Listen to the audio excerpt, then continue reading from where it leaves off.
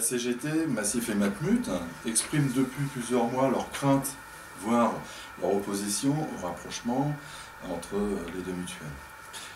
Sur le terrain, nous constatons que les salariés Massif comme les salariés Matmut manquent d'informations sur le sujet et ont parfois du mal à comprendre en quoi ce rapprochement peut impacter leur situation. Je crois qu'en effet, il faut parler clairement et concrètement aux salariés. Et pour le coup, notre dirigeant Jean-Marc Raby, lors des assises Massif Futur, a été très clair. Et je crois qu'il faut porter cette information à la connaissance des salariés. Il annonce concrètement que nous allons vers des usines de gestion commune avec la Matmut. Et il annonce aussi dans le même temps que nous avons d'ores et déjà trop de centres de gestion à la Massif. La conclusion me paraît claire et concrète pour les salariés, c'est qu'il est annoncé la disparition d'un certain nombre de centres de gestion. Je pense qu'on ne peut pas faire plus concret dans les conséquences pour les salariés. La nature économique libérale a horreur des doublons. Il faut comprendre que ce sont principalement des économies d'échelle qui sont visées et la principale variable d'ajustement sera les salariés. Dans ce contexte, combien de PGS, c'est-à-dire l'équivalent de vos centres de gestion locaux, seront finalement de trop? Oui, mais pour autant, Jean-Marc Raby a assuré aux élus du CCA que le rapprochement ne visait pas à supprimer des emplois. Et finalement, est-ce que vos inquiétudes sont-elles réellement fondées? Est-ce que vous n'êtes pas Est-ce qu'on ne va pas vous reprocher de crier avant d'avoir mal? Ben, en fait, ce que tu évoques du CCE, c'était avant. Parce que depuis, il y a eu les assises, et aux assises, son propos a évolué. Il a évoqué des suppressions d'effectifs, donc déjà ça change le discours, qui devraient pouvoir se gérer par les départs naturels, départs en retraite et autres. Et aussi une certaine forme de mobilité. On a à la fois l'affirmation qu'il va y avoir des suppressions d'effectifs, alors que, comme tu le disais au CCE, il disait qu'il n'y en aurait pas. Donc déjà, tu as une évolution.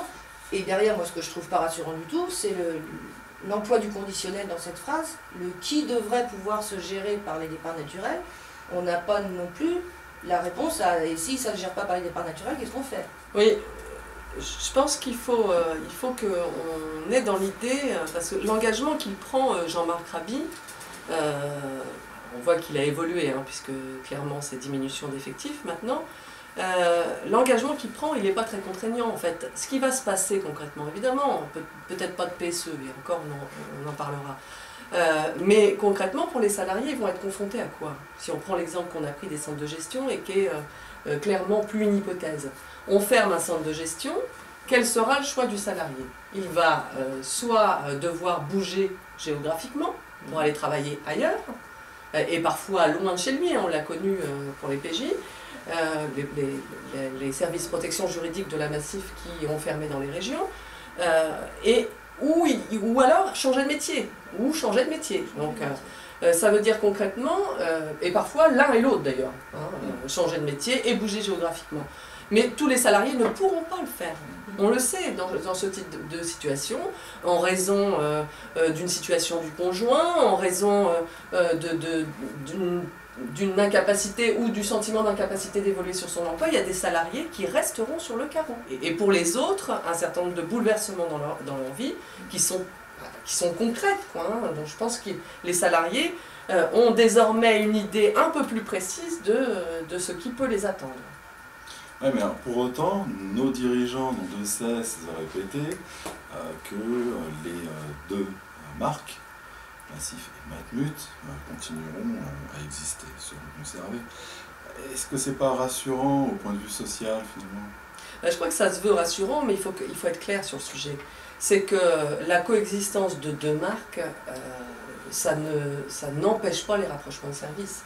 Et puis on est bien placé pour le savoir, en tous les cas à la Massif, je crois que c'est le cas aussi à la Matmut, c'est qu'on a déjà des collègues, que ce soit en Île-de-France, que ce soit au siège social ou plus loin dans le groupe à Massif Mutualité, on a déjà des collègues qui travaillent pour compte d'autres entreprises.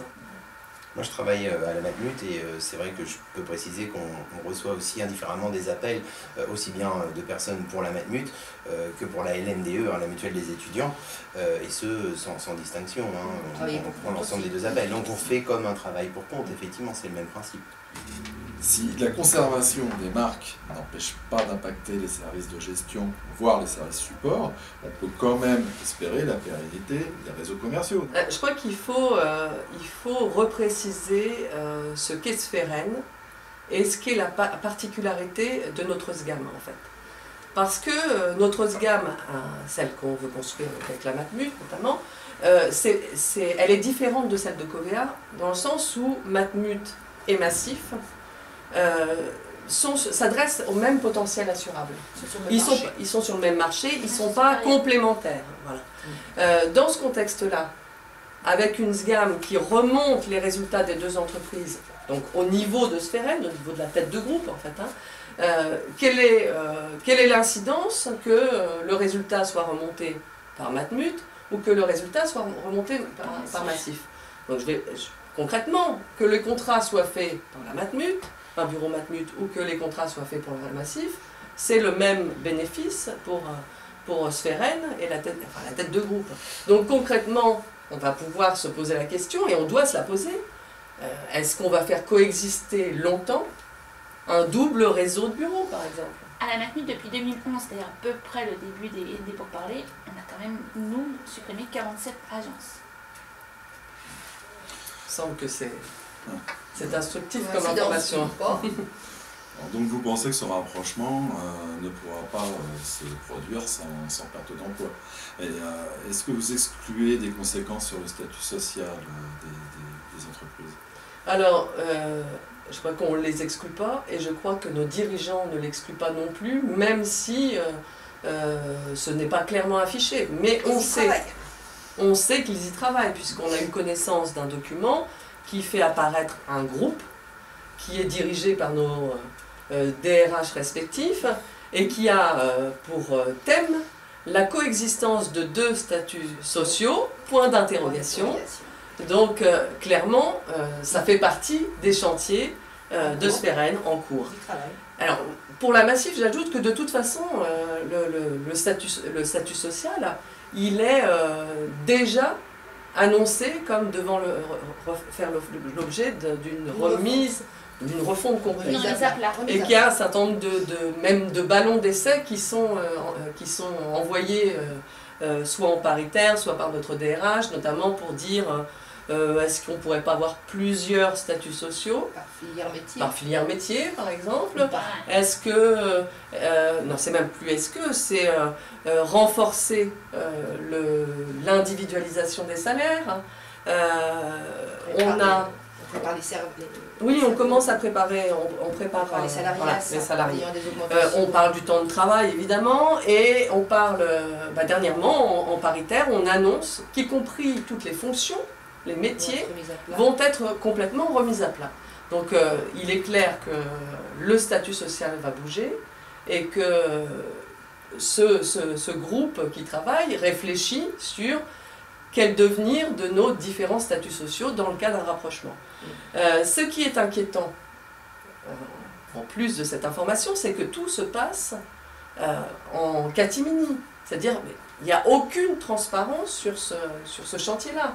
Il y a tellement peu de transparence que si on n'avait pas eu connaissance d'un document en discutant, et voilà, on ne saurait pas. Nous ne sommes pas officiellement voilà, au courant. on ne saurait pas que ce chantier existe. Voilà. Et je crois que quand c'est pas fait en toute transparence, c'est qu'il y a des raisons qui font qu'on ne peut pas l'afficher aux yeux des salariés. Et donc, c'est pas rassurant. Et donc c'est pas rassurant, quoi. Ça veut dire que c'est pas synonyme de bonne nouvelle. Oui, mais alors, pour le moment, effectivement, deux statuts sociaux existent, celui de la Massif et celui de la Matmut. Est-ce que ce rapprochement ne pourrait pas être, pour nos collègues de la Matmut, une opportunité pour une évolution favorable de leur statut social? Malheureusement, en 2009, le président Avis a été clair. Il a dit, je cite, vous n'aurez ni le temps de travail de la Massif, ni le salaire de la Maïf. Donc le 14e mois, on a réussi à l'obtenir. C'était nous qui portions le projet depuis très récemment, et pour cause. Les différences de salaire entre nos deux mutuelles étaient telles que de toute façon, ils étaient bien obligés de faire quelque chose. Donc nous restons inquiets sur les conditions sociales, sur les conditions de travail, car nous craignons l'arrivée des méthodes de travail de la Massif, c'est-à-dire un management à l'objectif. Ça, pour l'instant, on y échappe. Il faut savoir qu'actuellement, à la Matmut, le contrat d'entrée, c'est le CDD. Il n'y a presque plus de CDI. Ensuite, vous ne l'aurez pas, la faiblesse de notre statut social sera un atout pour faire pression sur votre statut social. Oui, je crois que ça c'est clair, c'est que, et c'est pas, ça ne relève pas du fantasme parce qu'on peut l'illustrer aujourd'hui, hein, c'est que dans ce type de rapprochement, lorsqu'on a coexistence de deux statuts sociaux, l'un plus favorable que l'autre ou l'un plus défavorable que l'autre, celui qui est le plus défavorable fait pression sur le statut plus favorable. Pourquoi est-ce qu'un employeur paierait plus cher quelque chose qui peut avoir un moindre coût? Voilà. Et alors nous, on a une bonne expérience là-dessus, qui est en plein dans l'actualité, puisqu'on a au sein du pôle santé du groupe deux entreprises qui font quasiment la même chose. On va parler de la SMIP, mais maintenant du GIE Couleur Mutuelle qui regroupe les salariés de la SMIP. Et on va parler de Massif Mut, qui, les salariés de ces deux entités, sous statut social différent, gèrent des contrats santé, individuels ou collectifs. Concrètement, ils sont au sein du même pôle. On voit bien que le statut social le moins favorable fait exercer une pression sur le statut social plus favorable des salariés de Massif Mut, parce qu'au moment de confier une activité au sein du pôle, l'employeur va avoir tendance à aller la confier aux salariés qui coûtent le moins cher. Donc dans ce contexte-là, on vient d'apprendre que la fusion SMIP, Massif Mut est à l'ordre du jour, avec évidemment à terme des conséquences sociales qui sont démenties aujourd'hui, mais qui sont dans le même temps annoncées par le dirigeant de la SMIP qui dit clairement, et qui ne dit pas le GIE Couleur Mutuelle a vocation à rejoindre Massif Mutualité, mais bien les salariés de Massif Mutualité, avec un statut social plus favorable, ont vocation à rejoindre le GIE Couleur Mutuelle. Donc on voit bien que voilà, c'est à terme tout le risque que fait peser sur nos statuts sociaux respectifs.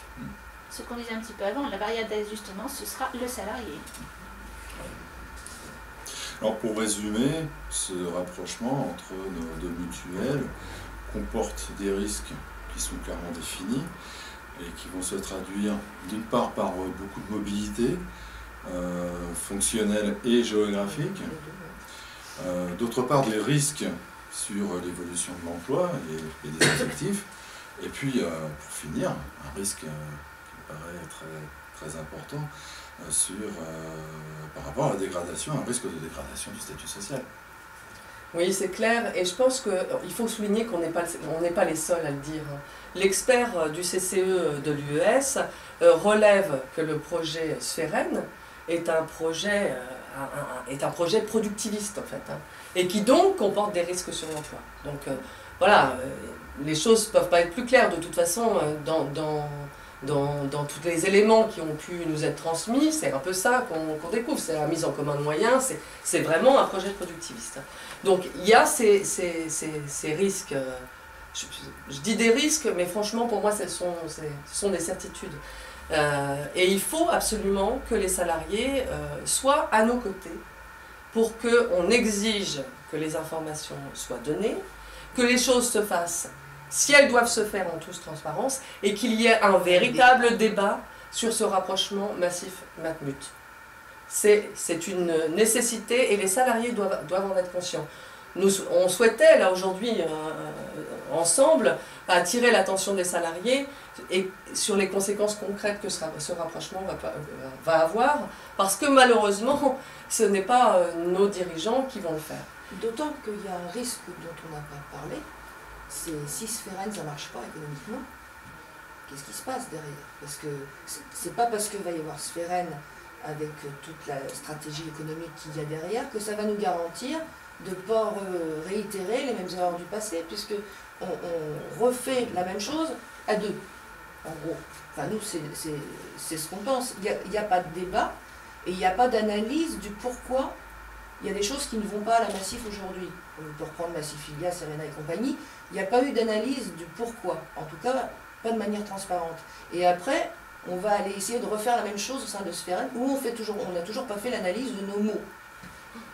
Oui, je pense qu'il ne faut pas non plus se dire que Sphérène est une garantie de réussite. Il n'y a aucune garantie de réussite. Enfin, je parlais de l'expert lors du, je ne sais plus si c'était le dernier ou l'avant-dernier CCE, qui relevait notamment qu'aujourd'hui, Sphérène, les gains qui sont générés par Sphérène ne couvrent pas les frais de la structure.